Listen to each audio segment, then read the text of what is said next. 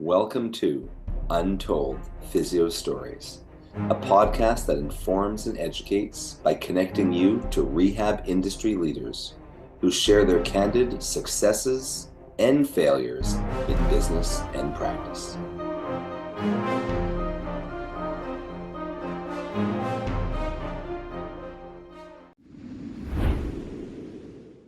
Welcome back to Untold Physio Stories. One of your hosts, Dr. E, with the Eclectic Approach, Modern Manual Therapy, Edge Mobility System, UpDoc Media, and Modern Rehab Mastery, our new online mentoring program that's going really well.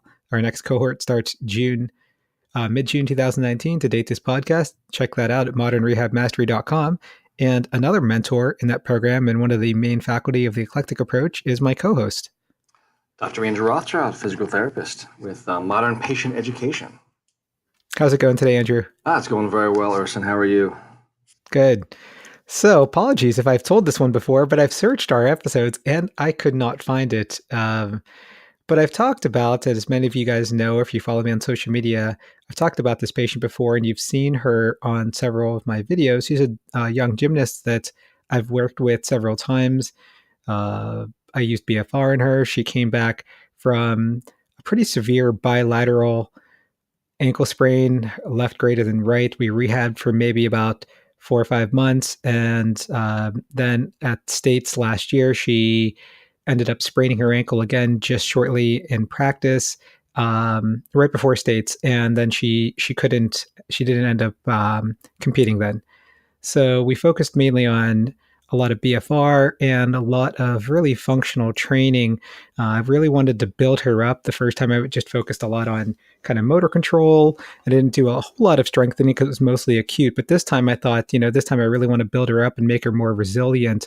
So I had her even doing things like squats in plantar flexion and inversion just to kind of make her ankle stronger in at its weakest points, at its most sensitized position.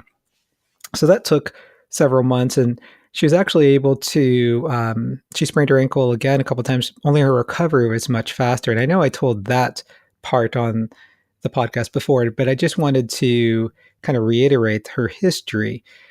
She also has a history of anxiety, and that was naturally one of the biggest things I had to keep on focusing on.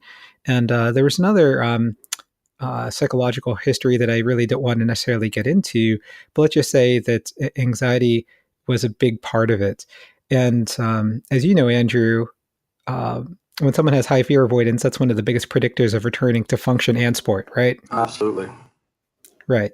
So she had sprained her ankles a couple times. And, we talked about gymnasts before that the higher level you are, the harder it is just to get like these minor kind of stress injuries. You usually end up with a major strain or fracture or sprain or fracture. So one of the times I just happened to be at the facility treating patients, and she acutely sprained her ankle as I was there. So, I go running onto the floor and I check her out, and I kind of help her back to the waiting area, which was probably my biggest mistake. I probably just should have treated her on the floor, but I didn't want her on the floor when other people were practicing. So I'm kind of examining it. It's slightly swollen, but really not too much. She's one of those that had a little bit more swelling on the involved side than the uninvolved side, just because of her history of repeated ankle sprains and ankle instability on that side. Yet it's always been fairly strong since the BFR. So anyway, I'm examining it. She's like, oh, what do you think? It doesn't really feel too bad. She actually was feeling pretty good about it, because since doing a lot of the strength training, she had sprained her ankle, only not as bad as previous. Her recovery was much faster, maybe only 1 or 2 days as opposed to several weeks. And just out of nowhere, like some rando parent who was sitting right beside me in the waiting area, it's like, oh, that looks like a stress fracture. That's probably a stress fracture. Oh, jeez. I was livid. Like, I just shot her a look, because I just thought, for someone who has such high fear avoidance and that's such a big factor in recovery, I just couldn't believe it. Like, I just wanted to slap her like how people slap that woman in an airplane. Like if there was a whole line of Ugh. me, I would like be slapping her, like just, I was so upset. And I just said, no, it's not stress fracture. And I remember my patient just kind of looked up at her and smiled, and she's like, no, I'm fine. And then, I brought her back out on the floor and finished my treatment there.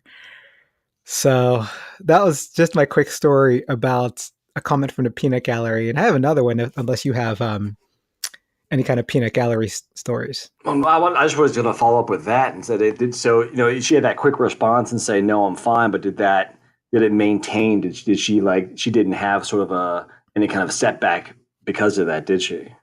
Mentally? No. I mean, Yeah. I reassured her several times that day, and I reassured her and subsequent visits that I didn't think it was a stress fracture. Oh, good. Yeah. Yeah, because I could see her kind of get nervous at that, and that's the last thing absolutely that you want to hear, especially with high fear avoidance. Absolutely. And I don't have any specific story, but I've had little mini incidences kind of like that. In my clinic, we have multiple clinicians. We have an open gym area, and one of the things that people like about our clinic is people very sociable, and people patients will talk to each other and enjoy seeing each other. And sometimes that can go kind of sideways, similar to your story, where people will tell their horror stories to other patients after I've just spent the last half hour talking to them about all the opposite stuff, and it's like, oh God, and then I have to kind of quickly redirect him, and those things will happen once in a while. Thankfully, not so often, but once in a while we'll have a similar kind of thing. Yeah, there's always someone who talks about, oh, you're here for your, what's that guy here for? And he asks you, right? And then you can't say, right.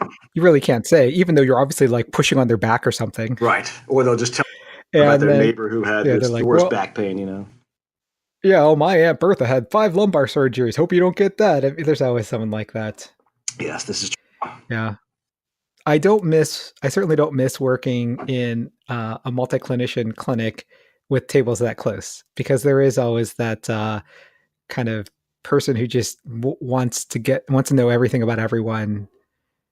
And I would always just say, hey, you can't ask me, but why don't you ask them? Maybe they'd be happy to tell you, or why don't you mind your own business? Exactly. And we'll say, at least in our office, we're all sort of on the same track of thinking when it comes to understanding sort of the biopsychosocial model and these kinds of things. So we're all very cognizant of that, and we're kind of delivering the same message education wise to our patients. So, well, yeah. Despite that, there's still obviously some outlying patients who will just who do like spreading other information. For sure. All right. Well, where can people find you, Andrew? Well, people can find me both on Twitter and on Instagram at spear_physio, as well as on modernpatienteducation.com, Modern Rehab Mastery. Yeah. Your part of the cohort is coming up soon. So are you excited to teach your first cohort in Modern Rehab Mastery? I am. Yeah, I'm definitely excited about it. All right.